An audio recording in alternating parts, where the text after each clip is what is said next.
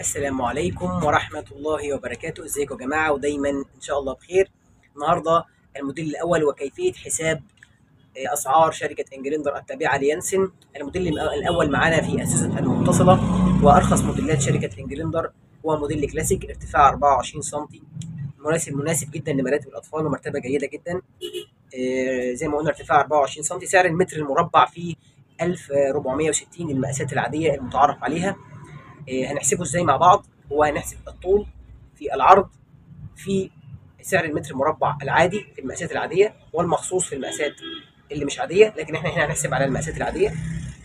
دايما هنثبت معانا المقاس هيبقى تقريبا 120. احنا ممكن يبقى المقاس ثاني عادي في المقاسات العاديه خالص، ممكن يبقى متر، ممكن يبقى 120، ممكن يبقى 140، ممكن يبقى 150، كل ده في المقاسات العاديه. لكن احنا هنا هنحسب لحضراتكم، هنثبت مقاس 120 سم على كل القادم.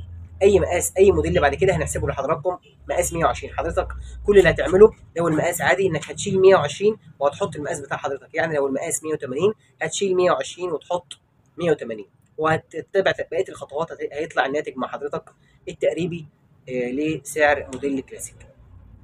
فلو المقاسات عندنا 120 هنكتب 120 سم او 1.2 في ده العرض.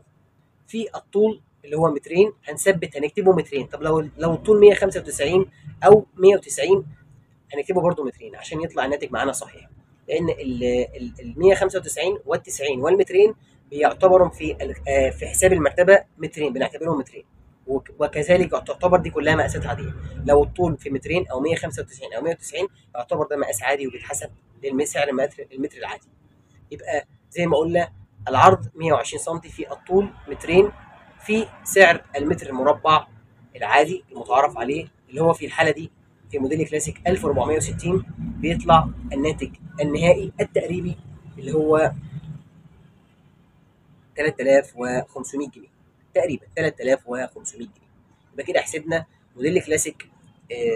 سعر ازاي تحسبه؟ بطريقه المتر مربع دي للمقاسات العاديه. طب لو المتر المربع مخصوص، يعني لو مثلا مقاس المرتبه مثلا 155 او 165 وهكذا، دي مش مقاس متعارف عليها في العرض، وبالتالي كل اللي هنعمله انك هتشيل سعر المتر المربع العادي اللي هو 1460 وتبدله بسعر المتر المخصوص اللي هو 1600 جنيه.